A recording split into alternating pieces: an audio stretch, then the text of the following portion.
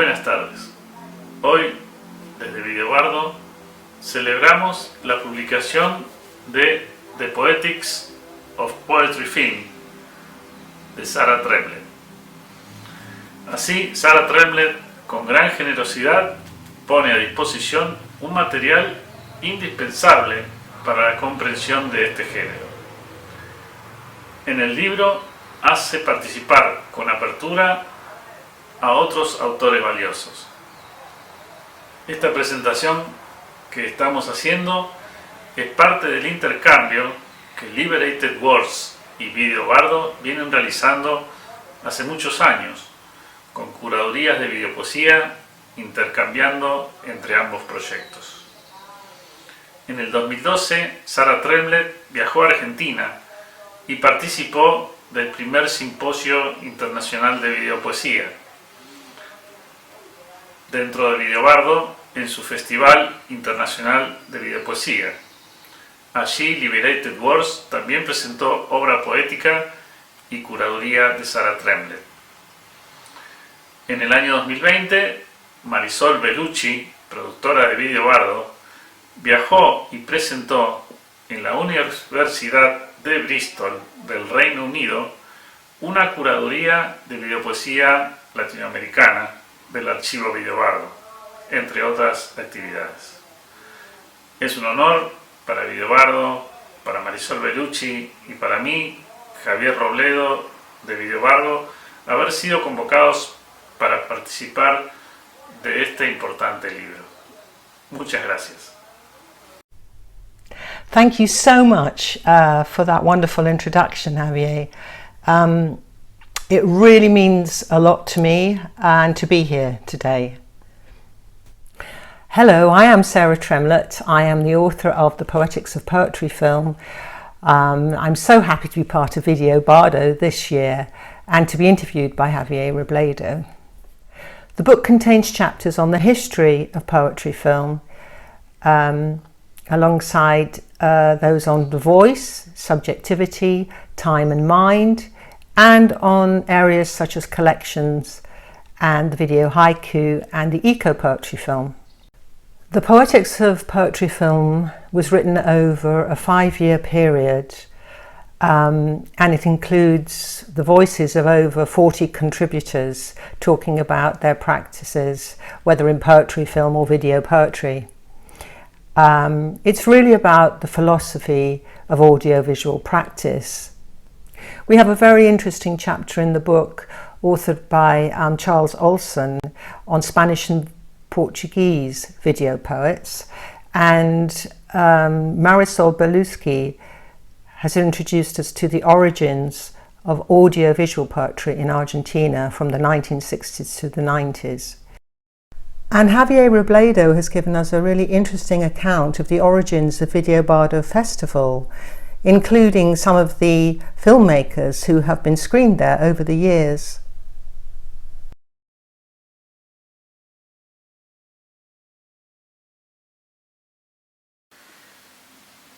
Una pregunta amplia. Cuéntenos cómo ha sido la relación entre Liberated Words y Videobardo, entre Sarah Tremlett y los integrantes de Videobardo. Well, my text-based minimal video poems were first shown at Videobardo in 2008.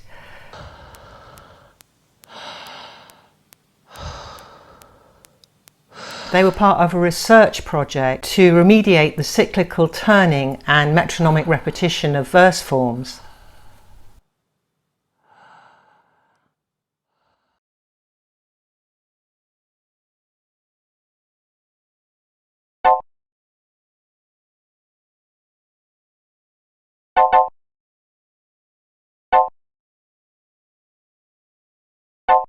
It was a really exciting experimental event, and I showed a few times over the years. In 2012, I set up Liberated Words poetry film events with the spoken word poet Lucy English, and that same year I was invited to Argentina to give a talk at Por la Tierra, or For the Earth Symposium. My visit was also a memorable experience, both in absorbing Argentinian culture, seeing both sides of life there, and being hosted so well by Javier and the team. I attended a really extraordinary mix of events over a number of days, from large museum talks and screenings to smaller exhibitions and parties. The event organised at the Foundation Hampertu was very interesting, with photographer-artist Hernan Garcia Lanza, called Agua Luz, where we were photographed in front of projected text. My film She Seasons Contemplating Nature was shown.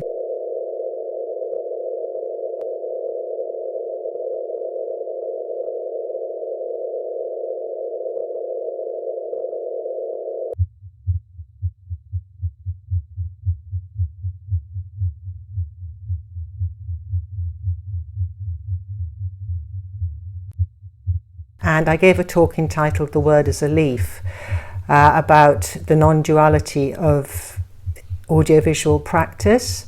It was using the dematerialization of the word to contest the hierarchies of word over matter and culture over nature. I was termed a visual philosopher by Karina Kareva, video curator for the National Center for Contemporary Art in Moscow, and this was a really important point in my practice.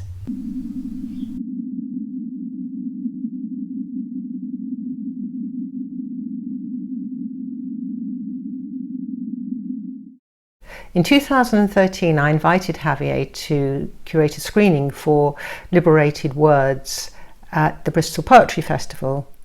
This was a really fascinating selection of films which were clearly not from Europe or the UK. 3 of the films will be shown in a minute. One I particularly remember, which won't be shown now, is The Adventures of the Gaucho, which was funded by the Foundation Holderlin, which funds environmental and social work in Argentina. From 2015, I was working on the Poetics of Poetry Film and trying to get an event organised with Video Bardo in the UK. Things began to change when I met Dr. Rebecca Kosick, a senior lecturer in translation at Bristol University, also co-director of the Bristol Poetry Institute and the Indisciplinary Research Cluster. She was interested in hosting an event with Video Bardo, and the opportunity arose in 2020 when Marisol Berluschi came to the UK and gave a very interesting talk. Her presentation, I feel, gave a really interesting perspective to students in the UK about the real issues in Argentina and the background to those films.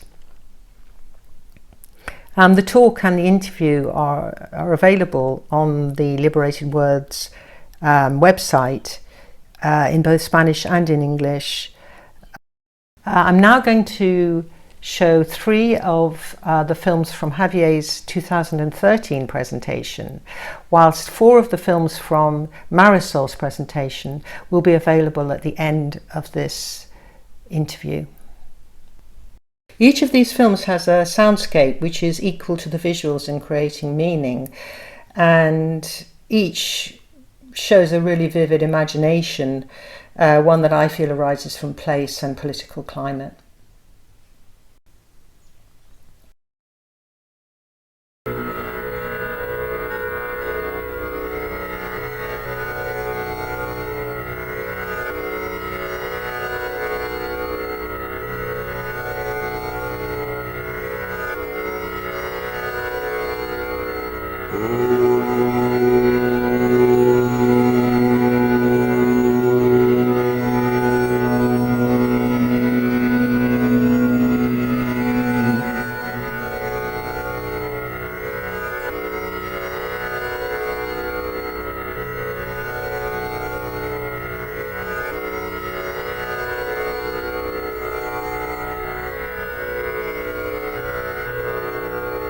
Om Namah Shivaya.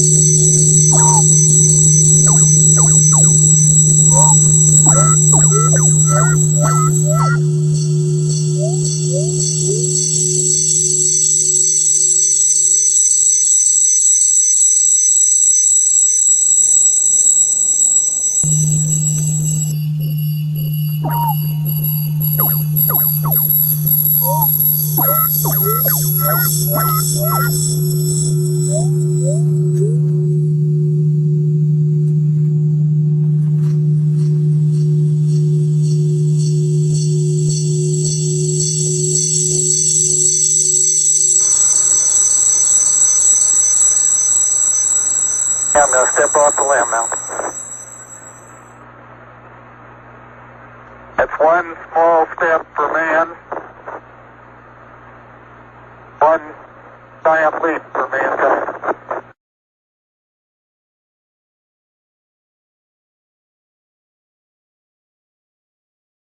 Houston, the Mesa came down, all right. Houston, roger, we copy, and we're standing by for your TED.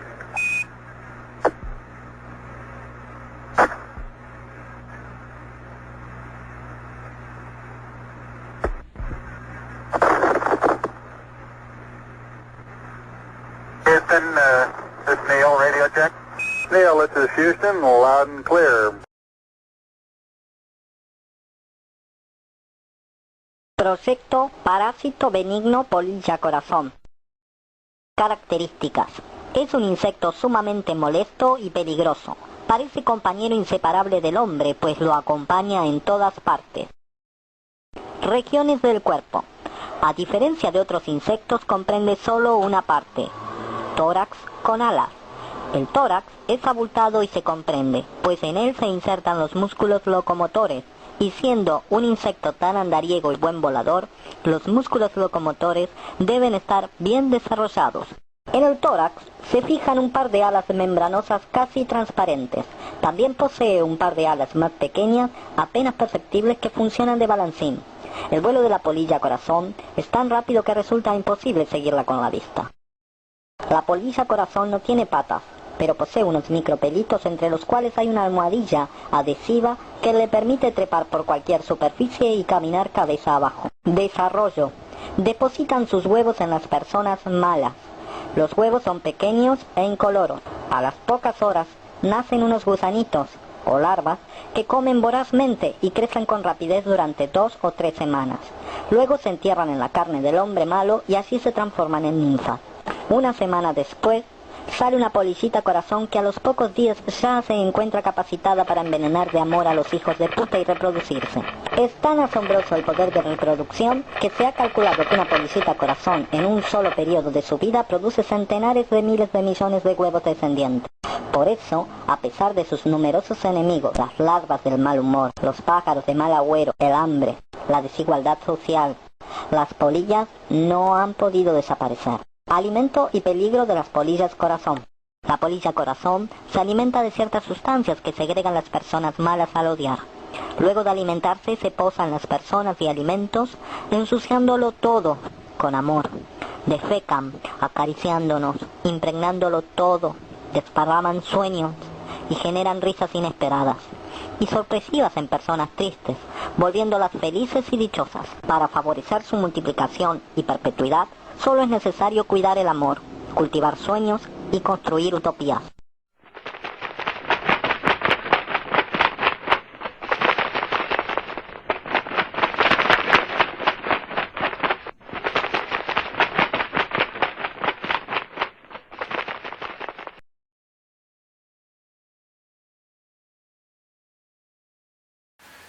Siendo el audiovisual un lenguaje en sí mismo, puede ser utilizado con fines narrativos, con fines documentales o con fines artístico-poéticos.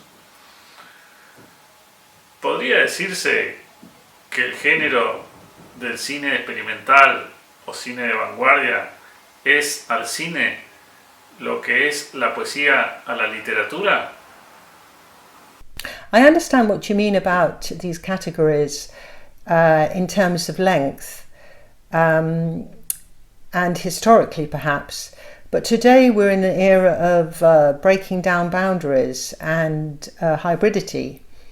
Also, traditionally, poetry was part of literature. If we go back to the Sumerians or the Iliad or Don Quixote, for example, poetry has always existed within literature, and it's only relatively recently that the two have been separated. Today the verse novel is thriving, and in video poetry we can combine any type of writing. Just in Erica Skirt's text messaging as poetry in Inner Planets, all types of non-lyrical writing or media poetry can be video poetry, and advertising contains lyric poetry. And contemporary cinema is becoming much more experimental. Take any of the films of Lars von Trier, Melancholia, for example, or Michel Gondry and The Eternal Sunshine of the Spotless Mind. As Lev Manovich has pointed out, film as a recording medium and animation, hand-painted animation, separated at the beginning of the 20th century. But now they are coming together more than ever, and in fact he thinks that film is really almost an aspect of animation, and that both together is a form of painting. And I like this idea very much and encourage the idea that feature films will become more and more creative in the future.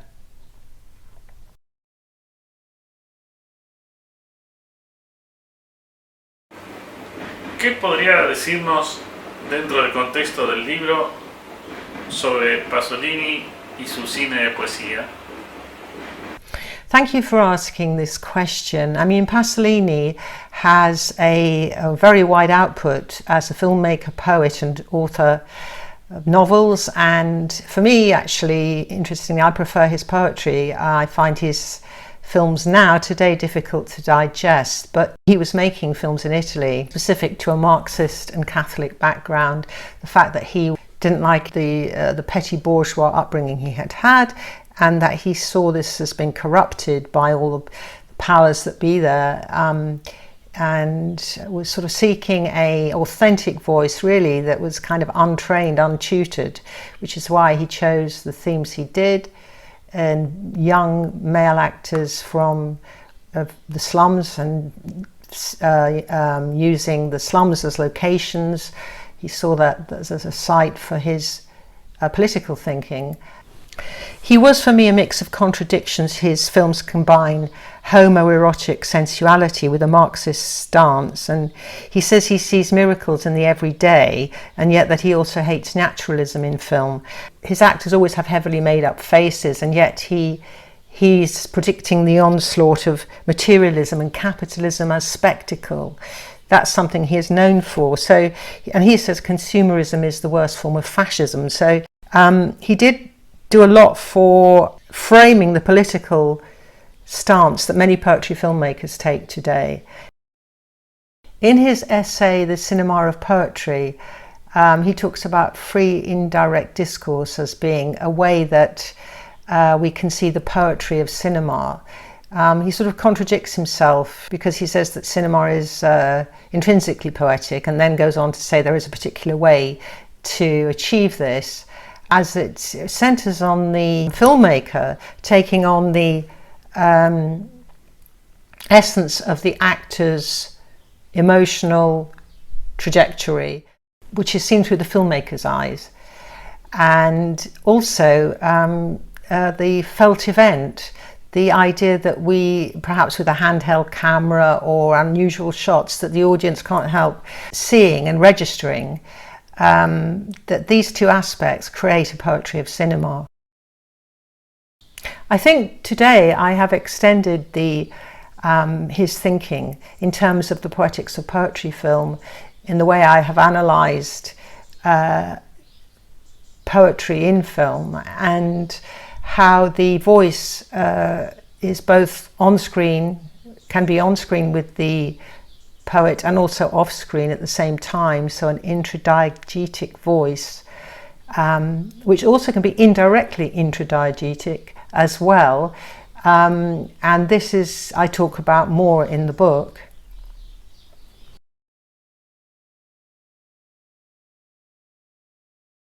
En el contexto del libro de Poetics of Poetry Film, podemos analizar que en la obra audiovisual se conjugan diferentes artes, como ser teatro, literatura, fotografía, artes sonoras, danza, etc. La pregunta es, ¿cómo dialoga la poesía con esas otras artes cuando aparece en la obra audiovisual? Yes, there are certainly many different arts involved in or used in the poetry film today. I think of Gabriel Banasgate in Lithuania when we talk about using a sort of theatrical approach to narrative, and particularly Chess Queen.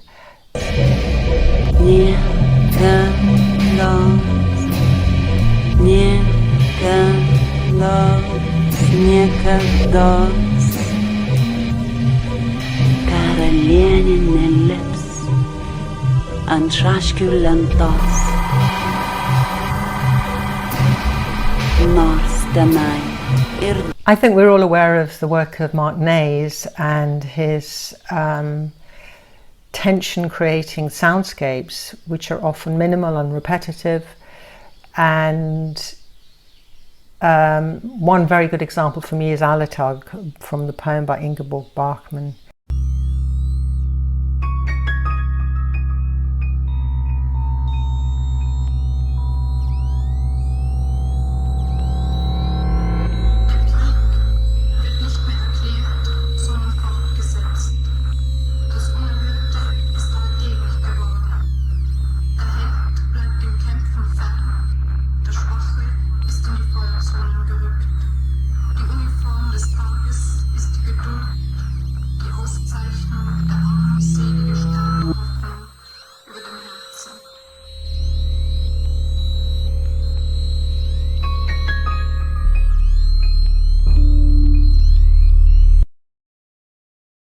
Another use of repeated refrain to emphasize the content of the poem is in Gareth Almadoon and Mary Silkeberg's The Celebration. في مدينة أعيد إعمارها مثل برلين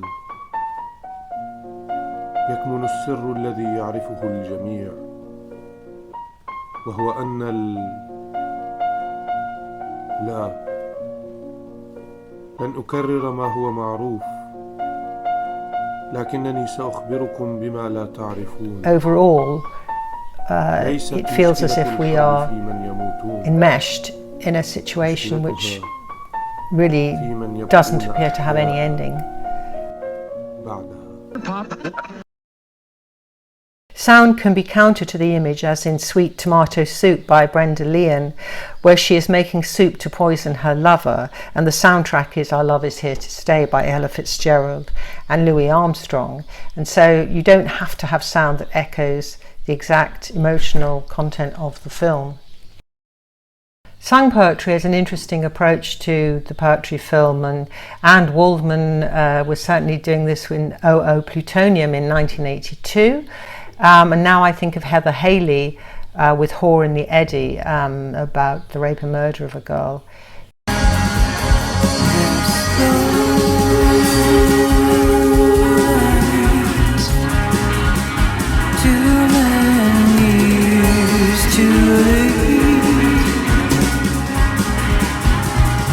Naked eyes decipher Orion the Hunter, Cassiopeia. Bright knots of the double cluster. Mars appears. I look the other way, to the North Star.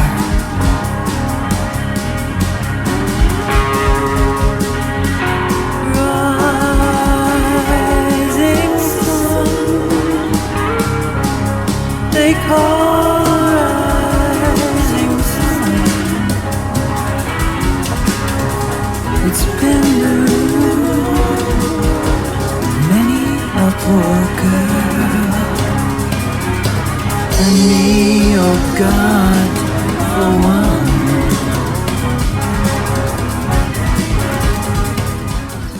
Photographic stills in poetry film are very interesting and effective. Jane Glennie is known for using thousands of still images in the Flickr films. For example, Blue Flash Flash with Julia Bird.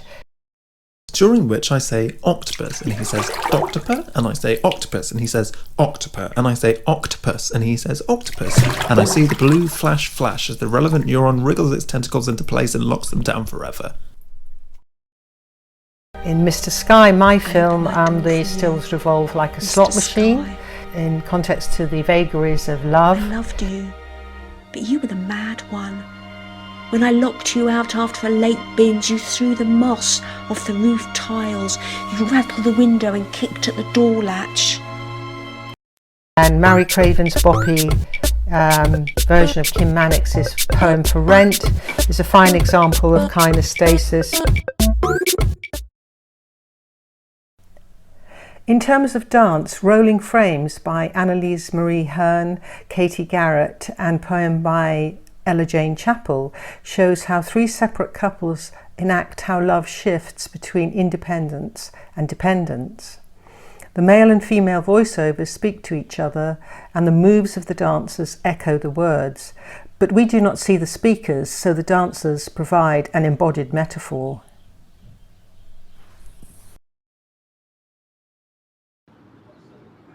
Your fingers don't even need to touch me. Your bare hands near me, as sheer glass, flush veins of mist outwards from the heat. There is always this measure over pressure. You could shatter me at a flex. At night we fall apart into sleep. At night I weigh the darkness and measure the lost breath. You've moved the furniture around in a room that exists only in my dreams. When you go, you leave a neatly folded towel on my bed. The strict lines remind me of silence and loneliness. In my video Dance, my daughter when young is at a dance class, but also she is shown as a teenager putting on makeup. The camera is the maternal eye and the poem directed at my daughter. And really it is how a mother looks at her child and sees her through all different ages. And in this case, the protagonist isn't a metaphor.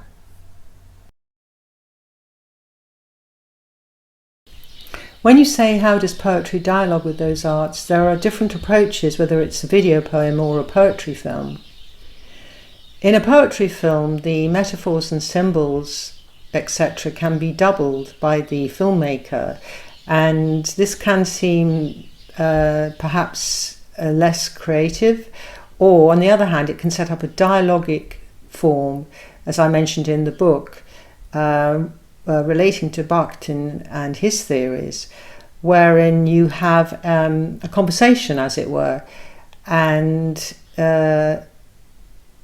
which can, in some ways, create more meaning or subdue meanings, according to the filmmaker's own interpretation and translation. The video poem is the poem. It does not complement a separate poem. All of the elements within the screen image are creating the poem. Conceptual metaphor theory argues that metaphor is the intrinsic way we construct thought itself, and that, for example, that there are tenors and vehicles. So Tom is a snake, Tom is the tenor, and the snake is the vehicle for the conceptual metaphor of all people are animals. Later, other scientists argued that the metaphoric word is like two overlapping circles, and there's a constantly resonating form as a tripartite vehicle. So if you compare the poetry film to the original tenor and vehicle type of metaphor, the video poem for me is more like the tripartite vehicle.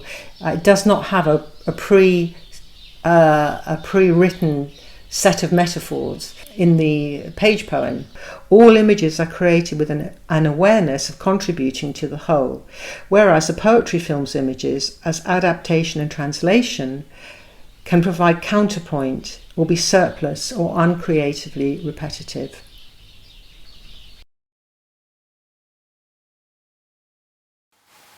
Dentro del contexto del libro, ¿cómo entiende la relación entre poesía y tecnología? O entre arte y tecnología. ¿Y cómo funciona esta relación en el poetry film o videopoesía? Well, you have to ask what is poetry and what is technology in different eras. Looking back to the beginning of the 20th century, to when the animation went one way and film as a recording medium went another. So we have The Night Before Christmas, one of the first examples of a poetry film, which really was to help a commercial system in a way, as an example of how to make a narrative-based film. Whilst hand-painted animation became more of an extension of the magic lantern. And of course the Surrealists and Dadaists examined film in terms of light and movement. And then Lai went on to work with film in terms of colour, music and animation. And then we move on through the decades, from experimental film to video poetry to digital media and the media poets. Austrian media poet Jörg Piringer's work with the Apple Watch and the iPhone's apps, for example. What is wonderful about the screen poem as opposed to the page poem is the many ways that it can be altered, and in fact a handful of words, they are malleable, they are an embodied form as soon as they reach the screen. We had not planned to join the space race. How then did we escape gravity with airless ease and re-enter sky with neither heat shield nor helium balloons? How did we discover ourselves underground beneath meteor crater rust with barely detectable traces of pre-existing life?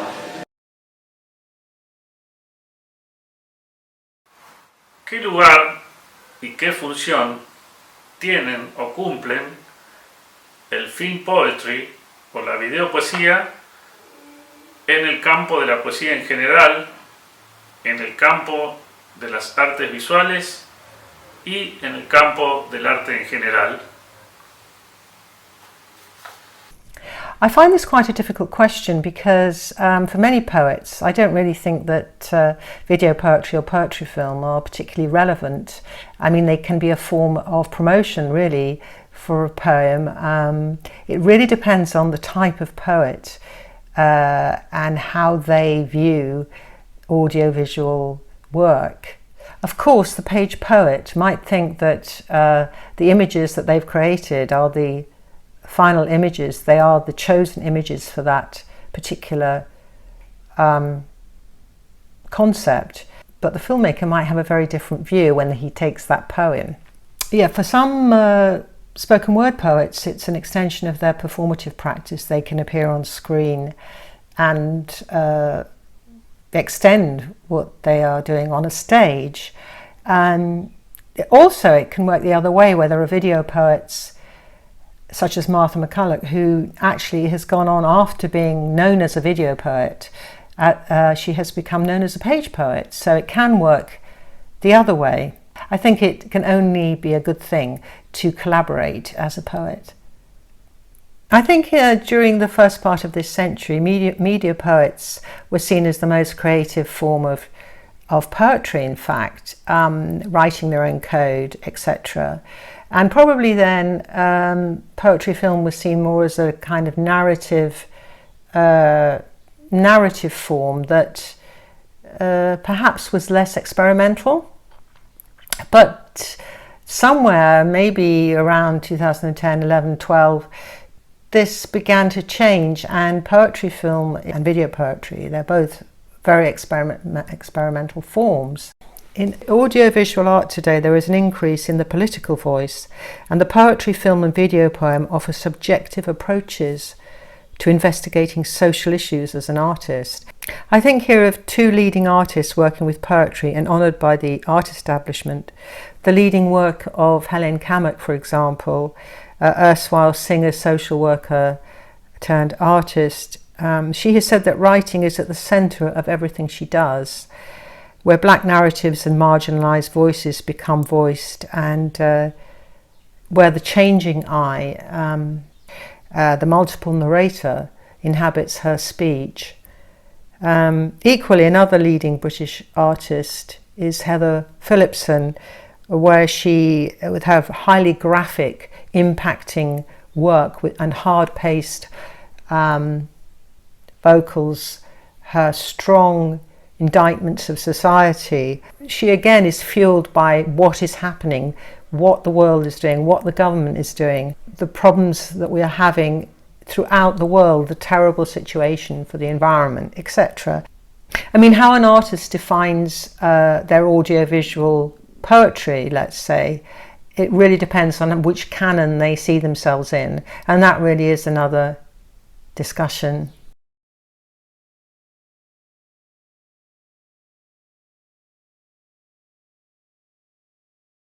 Y la última pregunta: ¿qué tendencias estéticas o diferencias ve usted en el libro y aún más allá de él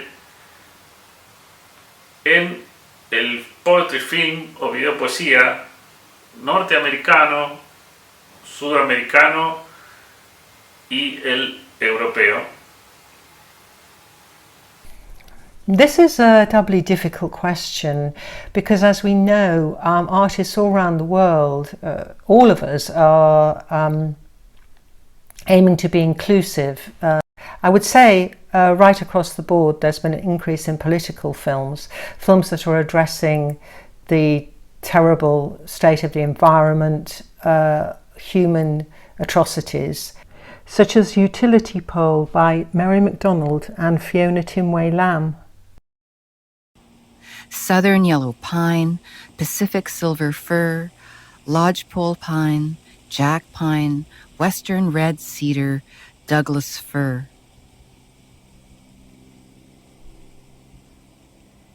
Forest plunder dismembered into bald gray spines soaked with creosote. Studding highways, roadsides, alleys. Column after rootless column aligned in a motionless mule train crisscrossing the continent along infinite grids. Telegraph, telephone, smart meter backhaul, video service, internet. Not surprisingly, a number of filmmakers from America have turned their eye on the American industrial disasters, and Jack Cochran and Pamela Falkenberg are two examples of this. With poet Lucy English,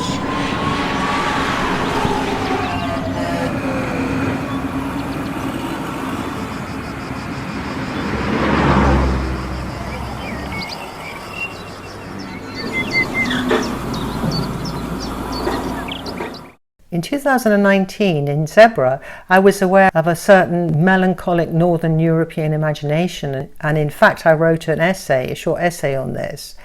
And I think perhaps now that's just been expanded on with the rise in COVID, lockdown, etc. Conversely, there's also been a rise in big budget short filmmaking and short films that seem to have had poetry added.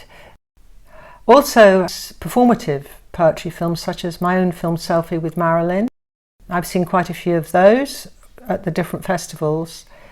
As someone who has trained as an artist, I'm pleased to see there are more films with drawing, such as Colombian Nora Benavides' The Imaginary Woman, and with animation and live footage, such as In Other Words by Melanie Ludwig. Having said this, I do think there is a particularly Latin American imagination. It's one where there is a certain freedom, a certain concern with performance, which comes, I feel, from being silenced, from the right-wing politics, from the hardline Catholicism, really, to the patriarchal societies. And out of that is springing a whole blossoming of imagination, which has its roots in a very complex soil, one which we don't have in the UK particularly, or perhaps in Europe, most of Europe.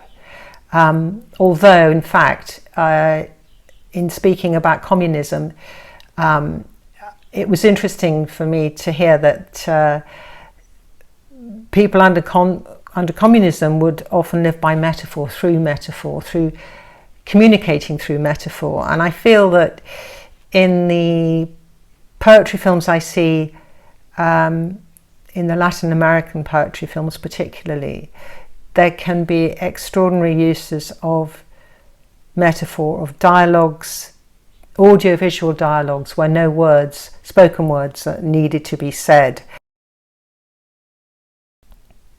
So now I would like to show you 4 of the films selected by Marisol for the Video Bardo screening in 2020 in Bristol.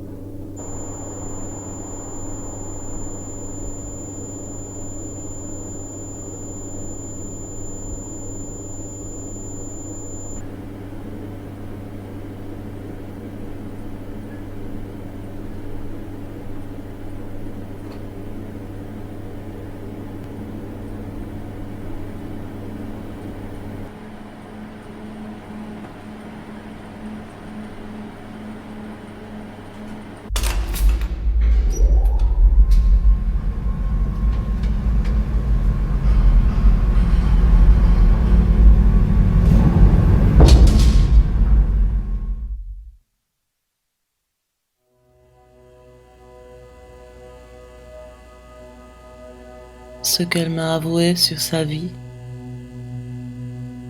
ce qu'elle sait sur elle-même, dans ses paroles habituelles, contagie-moi à chaque coup d'aiguille.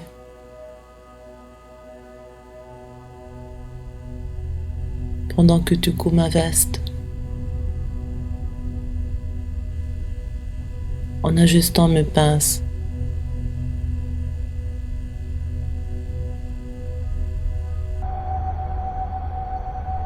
Élargissant mes dentelles. Effilochant mes coutures.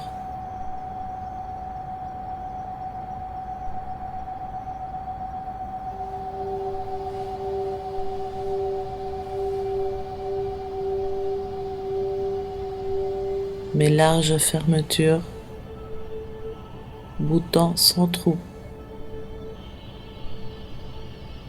sans couleur la toile, m'enveloppe par la taille, en une brodée.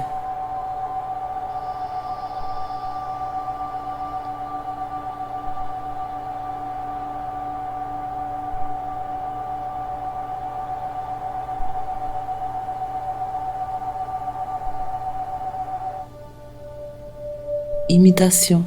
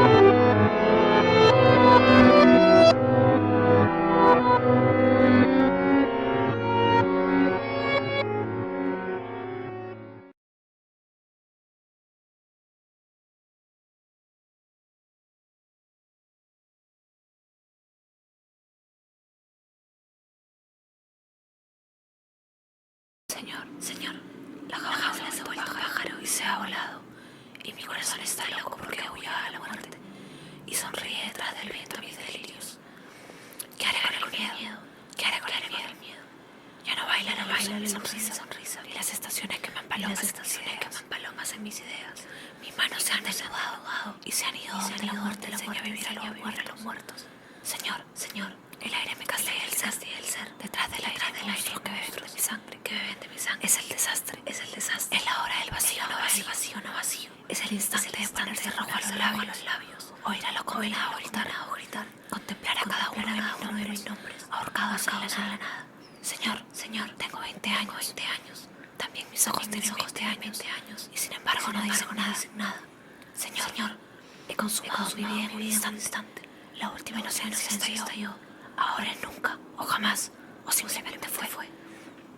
Como no me suicido frente a un espejo y desaparezco para reaparecer en el mar, donde un gran barco me esperaría con las luces encendidas. Como no me extraigo las venas y hago con ellas una escala para huir al otro lado de la noche. El principio de la luz, el final, todo continuará igual. La sonrisa gastada, el interés interesado, la pregunta de piedra en piedra, las gesticulaciones que recrean el amor, todo continuará igual. Pero mis brazos insisten en abrazar al mundo, porque aún no les enseñaron que ya es demasiado tarde. Señor, arroja los féretros de mi sangre. Recuerdo mi niñez, cuando yo era una anciana. Las flores morían en mis manos, porque la danza salvaje de la alegría les destruía el corazón. Recuerdo la negra mañana de sol, cuando era niña, es decir ayer, es decir hace siglos. Señor, la jaula se ha vuelto pájaro y ha devorado mis esperanzas. Señor, la jaula se ha vuelto pájaro. ¿Qué haré con el miedo?